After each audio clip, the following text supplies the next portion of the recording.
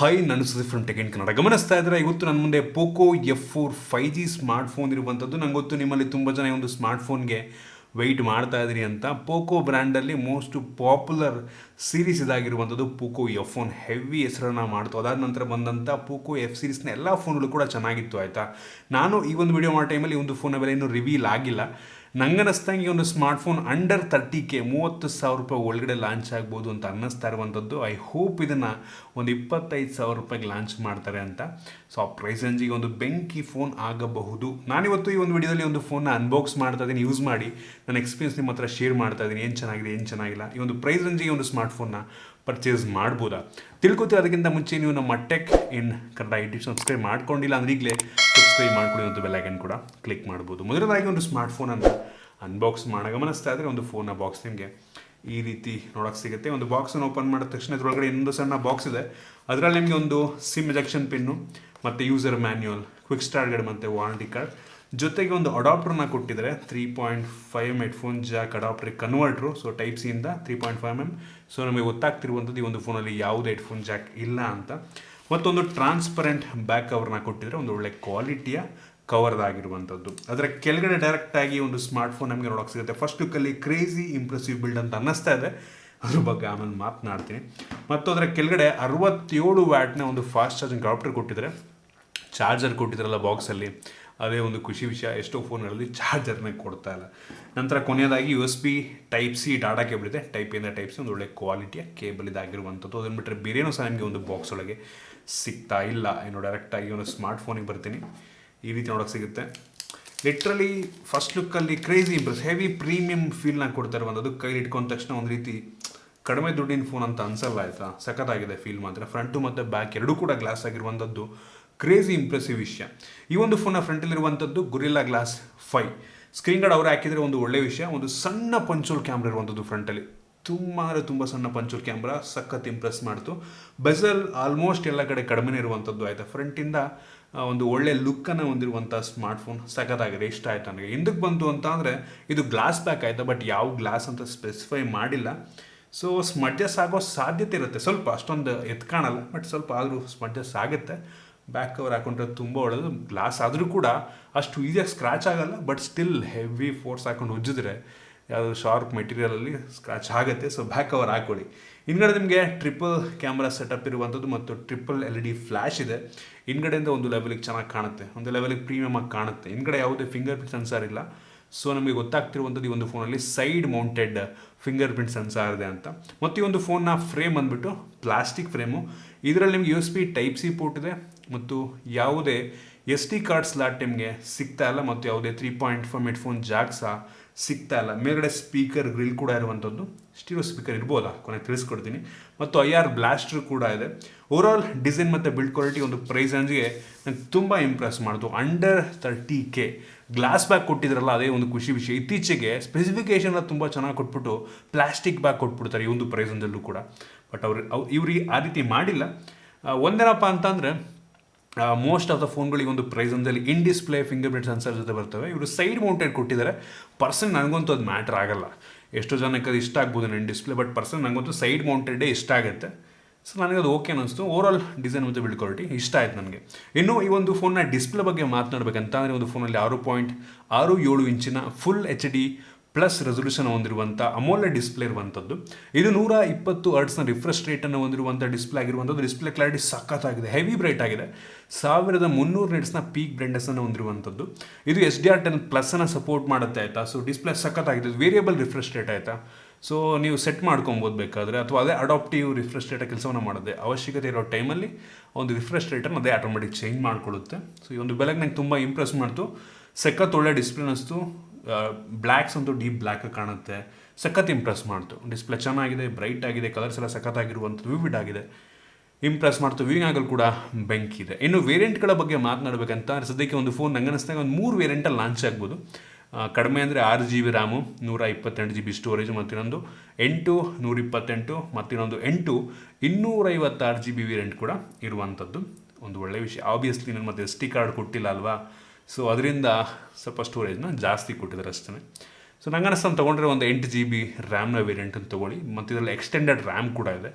So ಅದು ಅವಶ್ಯಕತೆ ಇರೋ ಟೈಮಲ್ಲಿ ಕೆಲಸವನ್ನು ಮಾಡಿಕೊಳ್ಳುತ್ತೆ. ಮತ್ತು ಇದರಲ್ಲಿರುವಂಥ ರ್ಯಾಮ್ ಬಂದುಬಿಟ್ಟು LPDDR5 ರ್ಯಾಮು, ಸೂಪರ್ ವಿಷಯ, ಫ್ಲ್ಯಾಗ್ಶಿಪ್ ಲೆವೆಲ್ನ ರ್ಯಾಮ್ ಅನ್ಬೋದು. ಮತ್ತು ಸ್ಟೋರೇಜ್ ಕೂಡ ಅಷ್ಟೇ UFS 3.1 ಸ್ಟೋರೇಜು.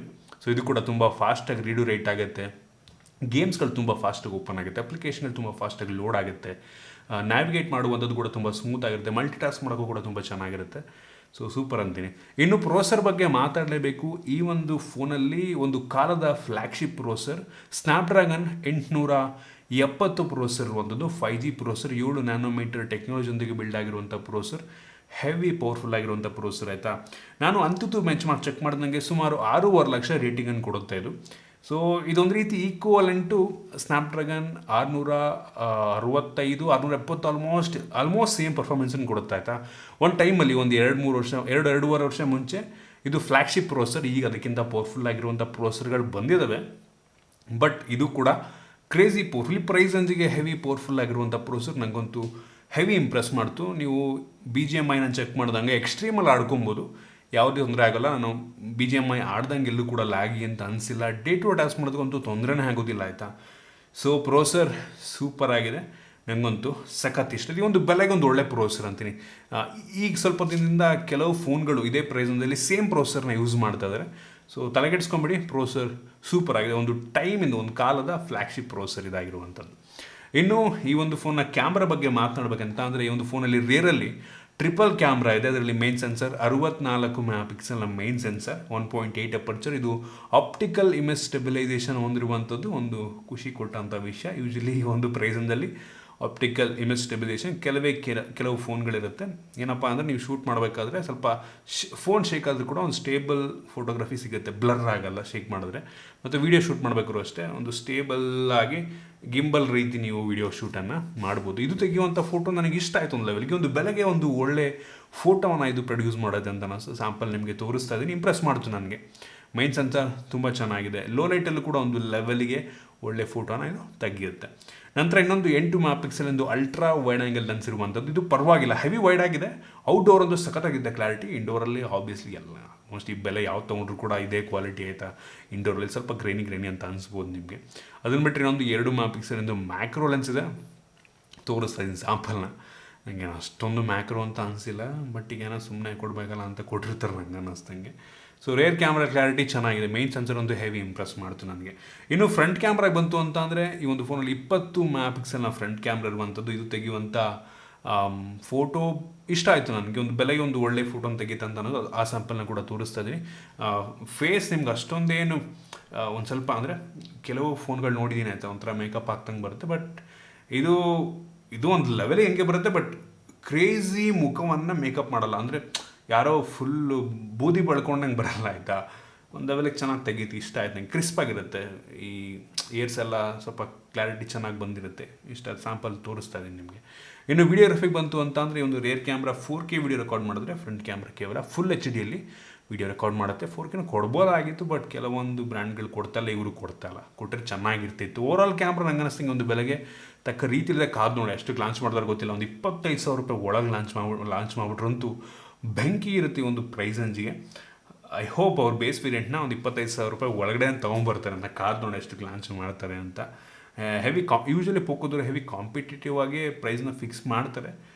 ನೋಡೋಣ, ಕೆಲವೊಂದು ಸಲ ಹೆಂಗಾಗ್ಬಿಡುತ್ತೆ ಅಂದರೆ ಬ್ರ್ಯಾಂಡ್ಗಳು ಸ್ಟಾರ್ಟಿಂಗ್ ಕಡಿಮೆ ಲಾಂಚ್ ಮಾಡಿಬಿಡ್ತಾರೆ, ಒಂದು ವಾರ ಆದಮೇಲೆ ಬೆಲೆ ಮತ್ತೆ ಜಾಸ್ತಿ ಮಾಡಿಬಿಡ್ತಾರೆ, ಇಂಟ್ರೊಡಕ್ಟರಿ ಆಫರ್ ಅಂತ ಕೊಟ್ಬಿಟ್ಟು. ಐ ಹೋಪ್ ಆ ರೀತಿ ಮಾಡಲ್ಲ ಇವರು ಅಂತ.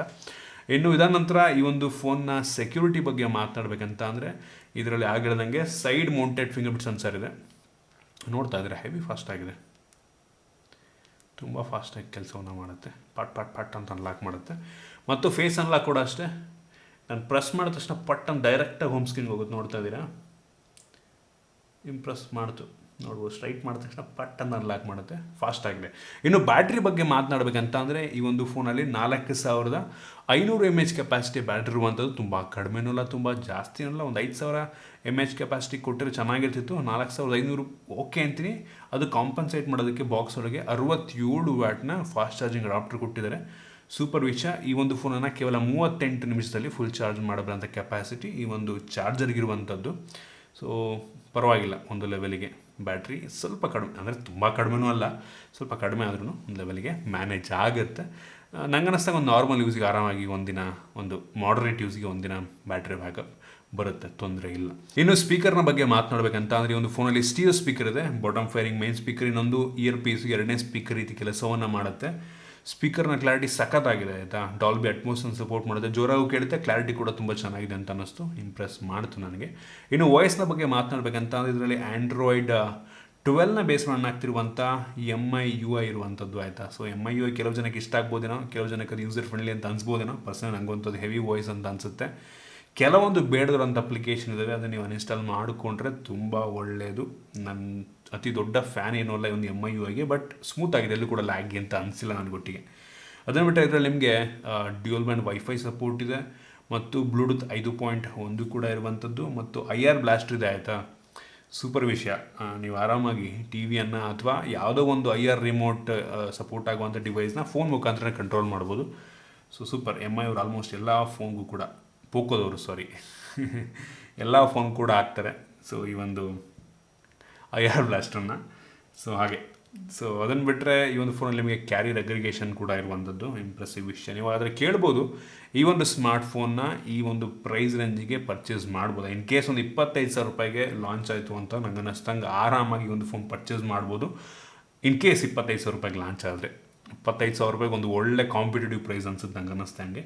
ಸೊ ಆ ಒಂದು ಬೆಲೆಗೆ ಒಂದು ಒಳ್ಳೆ ಆಪ್ಷನ್ ಆಗುತ್ತೆ. ಆ ಒಂದು ಪ್ರೈಸ್ ರೇಂಜ್ಗೆ ಇವ್ರು ನೀಡ್ತಿರುವಂಥ ಸ್ಪೆಸಿಫಿಕೇಷನ್ ಲಿಟ್ರಲಿ ಬೆಂಕಿ ಇದೆ. ನಂಗೆ ಅನ್ನಿಸ್ತಂಗೆ ಇದೇ ಸ್ಪೆಸಿಫಿಕೇಷನ್ನ ನೀವು ಬೇರೆ ಒಂದು ಬ್ರ್ಯಾಂಡಲ್ಲಿ ತೊಗೊಬೇಕು ಅಂತ ಅಂದರೆ ಮೋಸ್ಟ್ಲಿ ಒಂದು 2,000 ಬೆಲೆ ಜಾಸ್ತಿ ಕೊಡಬೇಕಾಗಿ ಬರ್ಬೋದು. ಸೊ 25,000 ರೂಪಾಯಿಗೆ ಸೂಪರ್ ಫೋನ್ ಅಂತೀನಿ, ಆರಾಮಾಗಿ ಕಣ್ಣು ಮುಚ್ಕೊಂಡು ಪರ್ಚೇಸ್ ಮಾಡ್ಬೋದು. ಸೊ ಇದಿಷ್ಟು ಈ ಒಂದು ಫೋನ್ನ ಬಗ್ಗೆ ನನ್ನ ಆನೆಸ್ಟ್ ಒಪಿನಿಯನ್ ಆಯಿತಾ. ನಿಮಗೆ ಇದ್ರ ಬಗ್ಗೆ ಏನು ಅನ್ಸುತ್ತೆ ದಯವಿಟ್ಟು ಕೆಳಗಡೆ ಕಾಮೆಂಟಲ್ಲಿ ತಿಳಿಸ್ಬೋದು. ಇಷ್ಟ ದಯವಿಟ್ಟು ಲೈಕ್ ಮಾಡಿ, ಶೇರ್ ಮಾಡಿ. ಈ ರೀತಿ ನಮ್ಮ ಬೇರೆ ಬೇರೆ ವಿಡಿಯೋಲಿ ನಮ್ಮ tech in Kannada YouTube subscribe ಮಾಡ್ಕೊಂಡಿಲ್ಲ ಅಂದರೆ ಈಗಲೇ ಸಬ್ಸ್ಕ್ರೈಬ್ ಮಾಡ್ಕೊಳ್ಳಿ, ಒಂದು ಬೆಲ್ ಐಕನ್ ಕೂಡ ಕ್ಲಿಕ್ ಮಾಡ್ಬೋದು. ಸಿಗೋಣ ಮುಂದಿನ ವಿಡಿಯೋದಲ್ಲಿ.